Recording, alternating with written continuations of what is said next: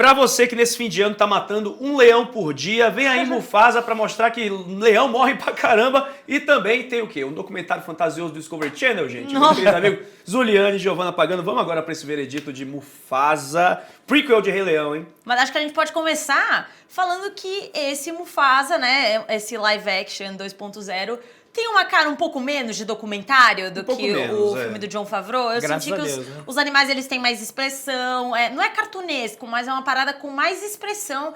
Ainda não acho que funcione a cantoria, mas eu achei que eles são mais carismáticos nesse filme. Gostei. Funciona porque, assim, do jeito que tava, não dava pra ficar. Independente do filme ter sido ser a 10ª maior bilheteria da história. Sim. Então, daquele jeito, né? Para não transmitir emoção. Aliás, esse não é que transmite muita emoção, mas funciona porque você consegue ver quando eles estão felizes, quando eles estão tristes. Mas quando a gente tava falando, quando vai pra música, meu amigo, é complicado. Aí é complicado. Quando aquele leãozinho cantando, abrindo a boca lá... Não dá. Eu vi essa questão da expressão dos animais já desde o trailer, né? Já era uma coisa que eles tinham que corrigir desde o início, porque foi muito comentado quando o primeiro saiu.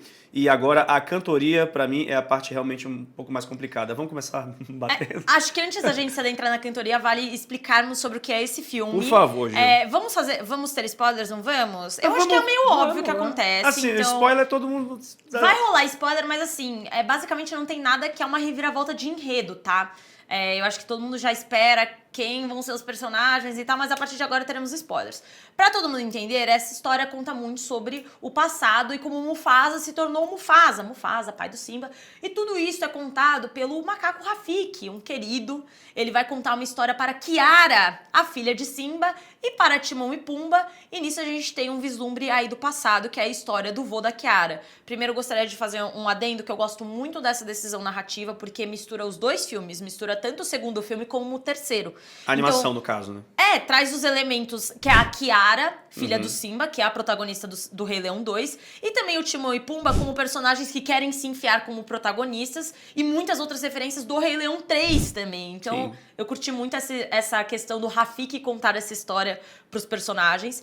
E, bom, a história que é contada é sobre o Mufasa, ele acabou, por uma questão, se afastando dos pais, ele se perde dos pais e acaba sendo acolhido por uma nova família, principalmente pelo seu irmão, né, de consideração, Taika é o diretor do outro Taika Waititi. É o Taika. O Taika encontra esse filhotinho, o acolhe, né? Tenta o acolher como família. E aí começa um clichêzinho, né? Que é o leão, né? O filhinho tentando se encaixar nessa nova família, com o pai não aceitando muito, uma versão meio Tarzan da parada, assim, ele tentando se provar. Total, Gil, Kershak pra caramba. Pegou? É o Kershak 2.0, né? É muito Kershak. E nesse caso, esse Kershak, ele também é o rei da matilha. Então, quem seria o futuro rei é o filho de verdade, que é o Taka, né? Que salvou o pequeno Mufasa.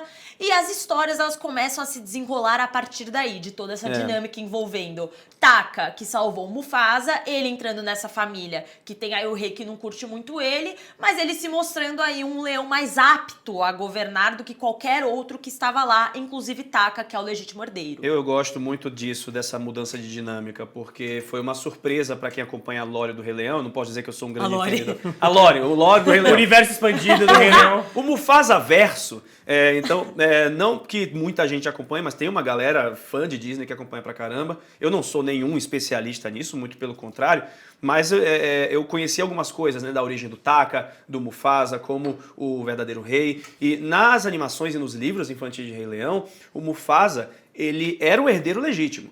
O Scar, o Taka... Opa! Surprise! Eita! Spoiler alert! Peraí, gente, tá no pôster. A gente ganhou o pôster com esse spoiler. Então, assim, o Taka, ele era o irmão legítimo, né, de sangue do Mufasa, e o Mufasa era o herdeiro da Pedra do Rei, né? E tem toda a treta entre eles, né? O Scar sempre invejoso e tal. Eu gostei dessa mudança, foi uma decisão criativa interessante, porque meio que surpreende, sabe? Faz a gente pensar o que vai acontecer pro Taka ter esse ódio, que é o que a gente tava especulando, né, Gil? Pô, o cara é o verdadeiro herdeiro, então, naturalmente, quando chega um outsider e acaba se mostrando mais capaz, a inveja já pode surgir daí. Acaba que não, né?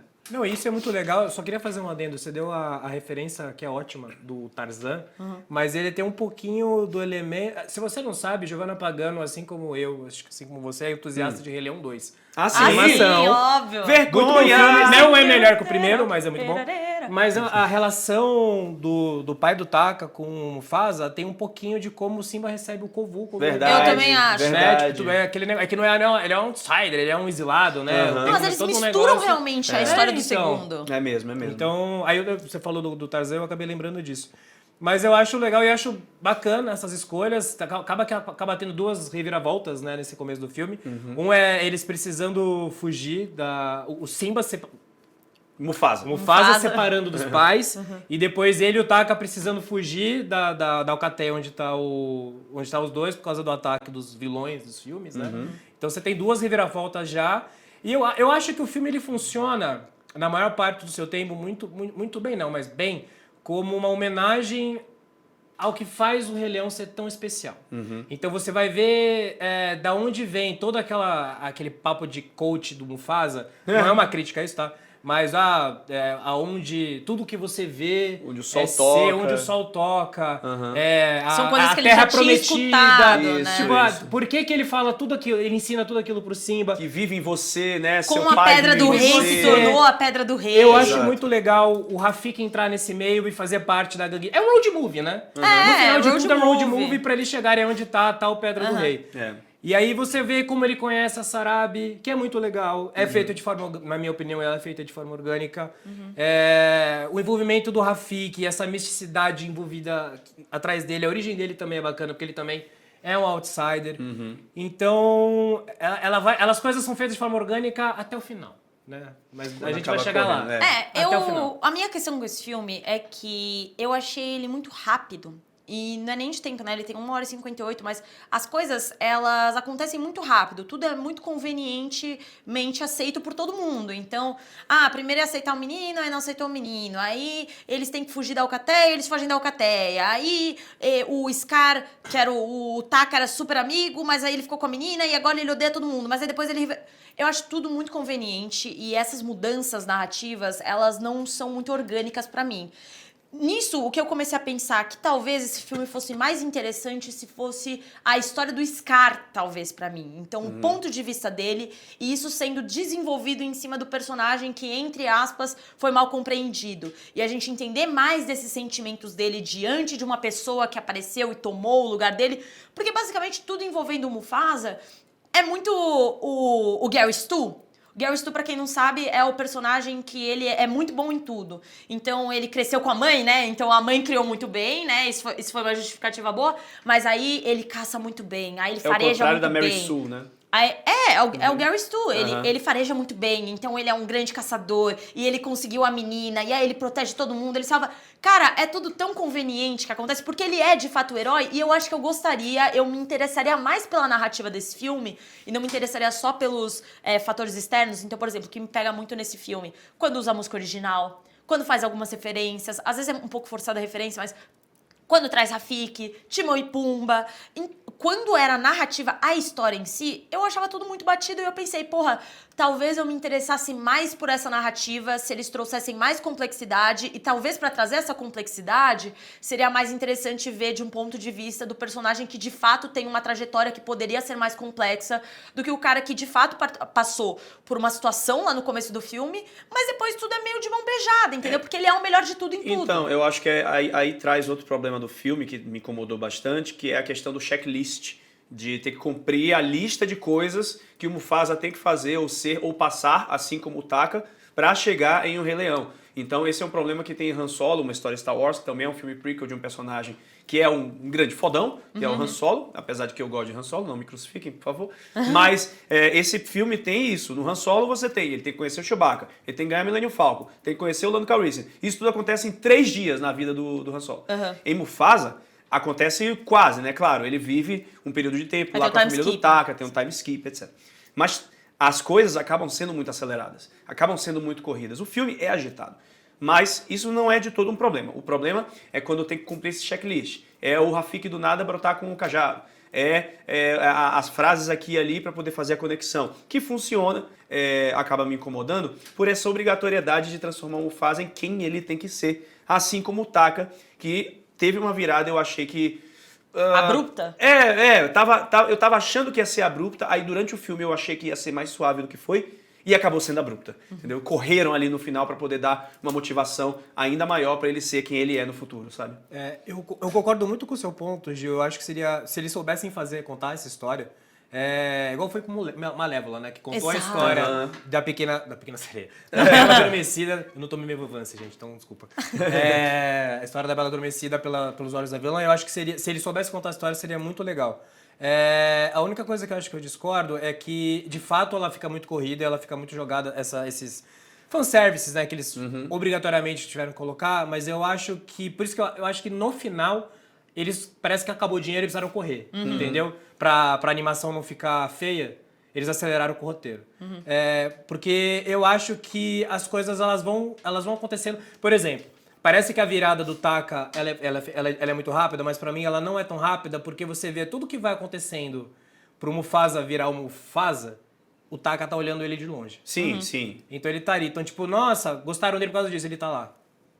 Aí ele fez um negócio, puta, ele é herói, o Taka tá aqui. Tudo. É que eu senti que ele não se incomodava muito. Eu concordo que ele tem só esse fala, close, né? tem esse Até no close, mas começo, eu... quando os vilões atacam a mãe do Taka, e aí quem salva é o Mufasa. E aí o Taka foge. Mas ele vê o Mufasa salvando. Sim. Entendeu? Então, eu acho que o que eu acho que a grande virada é muito rápida. A gente, pra não ficar dando do porquê que é a grande virada, mas vão acontecendo certas coisas. Eu acho assim, o cajado do Rafiki. Eu não acho que precisava de uma grande explicação pra ele ter o cajado. Quebrou o bagulho ali, ele pegou, nossa, que foda isso aqui. Beleza, eu aceitei. Ok. Eu aceitei. O que não é, por exemplo, com a Pedra do Rei. Não, ali foi não. Pedra do Rei. Não, Pedra do Rei não. Ali eu olhei, não é possível mesmo. Tem uma coisa que a gente... eu achei engraçado. Porque é cômico, não é? Porque eu não é achei legal, bizarro, velho. Eu achei bizarro. Eu olhei e disse, isso é muito forçado. Caiu uma parte assim, aí do nada parou assim. A Pedra do Rei! Ai, não vou falar isso não, deixa eu ficar aqui. Não, e no final... O João Três Pernas. Eu já ia falar um negócio aqui. Pra não dar spoiler, no final promete-se uma grande guerra. E aí o Mufasa tá lá chamando todo mundo pra lutar junto. Ele faz o chamado à batalha. Ele faz o chamado à batalha lá, tá com a trombeta do caralho. Vamos todo mundo se ajudar. Os caras, não, vamos se ajudar. Porque ele tá certo. E ninguém ajuda. Ninguém entra na batalha. É só ele contra os leões, é só Sarabia contra os leões. Não. Tem uns pisoteamentos ali. Tem uns elefantes ali. A galera mas não é bem dirigida essa cena. Essa cena não é muito Peraí que eles estão lutando. Estão lutando, deixa aí. Mas aí faltou o budget, acho que faltou dinheiro. Isso que eu acho. Mas até ali, cara, pra mim funciona. Assim, não é uma grande narrativa, mas porque eles se propuseram a fazer, funciona. Posso... Você quer falar? Eu queria puxar as músicas. Eu ia puxar as músicas então também. Vamos puxar as músicas, vamos começar a cantar agora. Antes da gente finalizar, a gente tem que puxar as músicas. Eu queria Pode começar, puxar. João Jedi. Eu vou confessar, eu cochilei nas músicas. Foi nas músicas que eu cochilei. Mas qual momento? Na do vilão, eu dei uma pescada ali, tchau, tchau. Eu cochilei uma música, mas eu acho que não foi nessa, e não. E eu acho que um pouco na do casal. Foi ali. Porque, assim, eu amo Lin-Manuel Miranda, tá? Gosto de Hannibal. De Hamilton. Moana, Encanto, maravilhosos. Mas eu não sei se para Rei Leão, as músicas dele, em particular, essas duas, né? A música do vilão, que é o Leão Albino, né? E da Sarabia e do Mufasa, sei lá, eu não sei se faltou a mágica de antes, talvez um pouco da fotografia ser muito realista, a boca, né, que a gente comentou anteriormente, dos leões, e também as letras que a Gil comentou em off, né? Acho que você vai puxar isso, Gil, agora. Eu vou. Então, assim, dissociou muito da fábula do Rei Leão pra mim, ficou muito rápido e plástico em alguns momentos, e isso me incomodou. Então, eu sem querer, não tava ali pensando nisso, vou dormir na música. Eu cochilei, eu pesquei. Eu pesquei tanto quanto o Rafiki ali pescando peixe. Entendeu? Então foi nesse nível aí, velho. A melhor música, assim, embaixo do que Zuliane comentou antes da gente gravar, é We Go Together, que é Dos amigos, né? O de reunião pra seguir em frente. Quando porque oficializa o road movie do... quando tem oficializa os que azul, será, né? e aí todo mundo vai se juntando, É. porque essa música ela capta a essência de um filme da Disney que normalmente pega mais da magia e menos do comercial. Hoje em dia, eu acho que a partir de Frozen um pouco, a gente teve algumas músicas que são um pouco mais comerciais, e isso não desmerece Frozen, mas é uma abordagem um pouco diferente de sinfonia mesmo. Então, por exemplo, eu que sou uma grandíssima fã de música, eu amo Hans Zimmer, John Williams, Ramin Djawadi, e a cada lançamento que a gente vê desses artistas, você sente vícios. E isso é completamente normal. É completamente normal você ouvir Star Wars e você identificar Harry Potter em Star Wars. Tem uma música que é igual, inclusive, depois eu te falo. É completamente normal você ouvir Gladiador e você lembrar de Piratas do Caribe. Porque esses artistas têm vícios. O Lin-Manuel Miranda, ele não é diferente, ele tem vícios. E se você repara, ó, Moana, Hamilton, Encanto, são filmes que você citou, que você trouxe, que são mais populares. Eles são mais... aquela música que pega, assim, sabe? Elas não são tão clássicas, né? Então, inclusive, eu vi uma crítica que falou que lembrou de O Fantasma da Ópera na música do casal. E eu fiquei completamente ofendida porque eu virei e falei, cara, deve Não. ser em inglês porque Andrew Lloyd Webber, assim, pra mim é um grande homem. Aí eu fui escutar em inglês, porque tem isso também, a gente viu em português, eu acho que é importante a gente ouvir em inglês também, Dublado, pra saber sim. a percepção das músicas. Mas assim, pra mim, nada a ver, eu acho que as composições têm essa pegada mais comercial, de frase repetida, um pouco mais pop, menos clássico, um conjunto sonoro que entrega mais uma música que viraliza no TikTok. Não que isso seja um problema, mas é outra vertente, é uma vertente menos clássica e com um arranjo menos clássico. A We Go Together, ela pega um arranjo mais legal, que eu acho que tem uma parada meio África, assim, e aí você escuta uns sons diferentes, um arranjo diferente, uma sinfonia diferente, enquanto a do vilão e a do casal é muito mais uma parada bem comercial, com Sim. repetição de palavras, com refrão repetido. Isso é uma coisa meio que mais pra pegar na cabeça, que funciona muito pra uma Moana, mas eu não sei se funciona muito pra um Rei Leão. É. Até porque não são muitas músicas, né? São 4, 5 músicas, eu acho. E o resto tudo é releitura das músicas originais, que brilham muito, mas essas novas, pra mim... Essa releitura, eu gostei da dos irmãos, do Taka e do Mufasa. primeira? A primeira? Não, é a segunda, eu acho. Porque a primeira é dos pais primeira é do a Mufasa. abertura, primeira é dos do... pais. A primeira verdade. abertura. É a música que o Da Praia Taka do canta Rio. como Mufasa, entendeu? Eu gostei dessa desde o trailer. Ela tem uns trechos lá no trailer, a gente viu na D23 também em Anaheim. E essa eu tinha gostado. E no filme ela também se manteve. Ela é meio... realmente como é? Mal posso esperar pra ser rei, né? Do primeiro filme. mas eu não quero ser rei. Mas eu não quero ser, eu não quero ser rei. Então, assim, tem essa viradinha, eu gostei dessa. Pra mim é a minha favorita, além da We Go Together. Eu acho que infelizmente a gente assistiu a versão dublada, né, em português, mas elas simplesmente nenhuma me pegou, assim. Tem essa que a gente falou Sim. que eu acho ela mais legal, ela é a mais... Mas acho que também eu acho ela boa porque comparando com as outras, ela que, sabe, é só não... Se destaca, né? Só que ela se destaca, ela não é esquecível, eu não consigo nem cantarolar outra música desse filme. Não que eu consiga cantarolar uma música, tipo... Não, mas a gente não lembra, Não, né? mas não me pegou, eu achei. As versões dubladas, as versões em português das músicas, elas não ficaram boas. Eu acho que... Apesar de que a dublagem é boa, a dublagem é não, boa. o problema não é a dublagem, o problema é que essas versões Sim. Mas não isso é ficaram muito boas. comum de acontecer. Eu acho que tem vários exemplos disso e exemplos também que preferimos a dublagem, a música dublada em português do que a música original. Então isso é muito relativo. Tem a versão que a gente escuta em inglês e em português e prefere muito mais em inglês ou no som original e versões que a gente prefere em português. Eu acho que esse caso é um caso que a gente precisa escutar o original pra ter certeza. E ela isso aí. carrega um peso, porque assim, às vezes sabe, can you feel the The love? love. Mas todo mundo sabe cantar. Esta noite O amor chegou. Porque é foda, caralho. Sim. Porque é foda. Então assim, você vem de um legado do Rei Leão animação...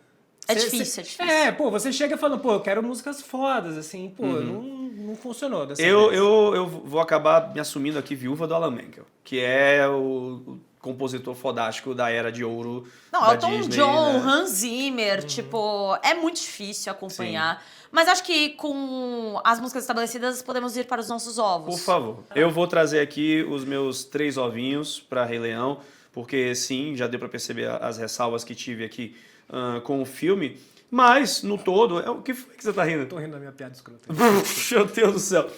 Mas eu acho que no todo, assim, pelo menos foi um filme que me divertiu, sabe? Eu acho que por mais que os ganchos nostálgicos às vezes me peguem em lugares que não deveriam pegar, a trilha do Hans Zimmer tocar, vez ou outra, o filme abrir com um In Memoriam pro James Earl Jones. Lindo, eu também. arrepiei até agora. São boas lembranças e bons gatilhos, né, pra nostalgia do original.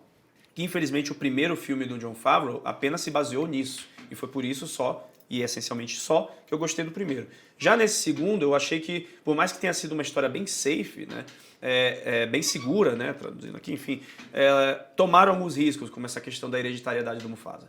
E então, eu me diverti com o filme, músicas me incomodaram, mas no todo acho que é um 3 bem sólido ali, bem redondo, que vale a pena de conferir. Zuliane? Eu tô com o João. Eu acho que, diferente do primeiro, que não se arrisca em nada, né? Só uma reprodução em live action do que a gente viu na animação. Ele não toma tantos riscos quanto ele poderia ter tomado, como você bem falou, mas como uma homenagem, como uma celebração do multiverso de O Rei Leão. Como eu falei, as coisas acontecem de forma orgânica até certa parte, mas eu gosto de como eles conseguem introduzir um mundo que a gente conhece já de Rei Leão, contando a origem do Mufasa e do Taika, Scar, entrando na reprodução do Rafiki e da Sarabi, a importância que eles já tinham desde o começo para a vida do Mufasa, que a gente vai ver só depois na animação original. Eu acho que funciona, eu acho que ele tem algumas questões, como a gente bem pontuou aqui, mas 3 eles foram no play safe e conseguiram fazer o play safe. Uhum. Eu sigo o voto dos relatores e complemento dizendo que, se é pra fazer live action, que seja assim. Independente de eu ter gostado ou não, eu acho que pelo menos é muito mais mágico a gente ter uma abordagem nova, uma expansão de universo, seja uma expansão que tenha me agradado ou me desagradado. Eu acho que é mais interessante e atiça mais a criatividade a gente ver uma expansão de universo ou mesmo uma sequência que talvez não tenha feito tanto sucesso, por exemplo, um Rei Leão 2, em uma versão live action, do que tudo isso que eles estão fazendo, que é jogar no pé no chão total e no pisa fofo, que é fazer live action de tudo quanto é coisa. Eu apostaria muito mais nessas expansões de universo, ou talvez em filmes que não fizeram tanto sucesso e tem boas narrativas, Planeta do Tesouro, Atlantis, filmes que... Atlantis. Irmão Urso. Então, eu não amo esse filme, não desgosto desse filme, mas eu tenho que reconhecer que eu preferia que essa abordagem continuasse sendo tomada, de na hora de fazer um live action, não tentar reproduzir algo que já é perfeito, já é bom e nunca vai se sobressair ao original, mas sim trazer uma nova abordagem que expanda esse universo de uma forma mais criativa e que entretenha mais o público, talvez em conhecer e consumir esse novo produto, ou mesmo de sequências e filmes que não sejam tão conhecidos assim. Eu acho que essa estratégia é mais legal do que fazer recontar uma história que a gente já conhece, só que sem tanta graça como a história que a gente já conhece. Agora, ó, você que segue o Omelete no Instagram, você viu o Gil Pagano dando pitch pro próximo filme do Rei Leão. Gil, qual é o próximo filme do Rei Leão? Rei Leão 3. É Rei Leão 3, Que vai ser família com quem? Timão e Pumba. A gente não falou isso, né? A gente não falou, é verdade. Diz muito sobre um filme do passado do Mufasa, que a melhor coisa ainda é Timão e Timão e Pumba. Pumba. É óbvio, Timão e Pumba gente. sempre Deixem salvando, aí nos velho. comentários se vocês gostariam de ver um filme do Timão e Pumba, porque assim, pra mim, Rei Leão 3 é o próximo live action que tem que ter por aí. Por favor, cava o túnel, cava o túnel. Cava o túnel, Cava o túnel. Ouviu isso? Ó! Rápido que a hiena já vem.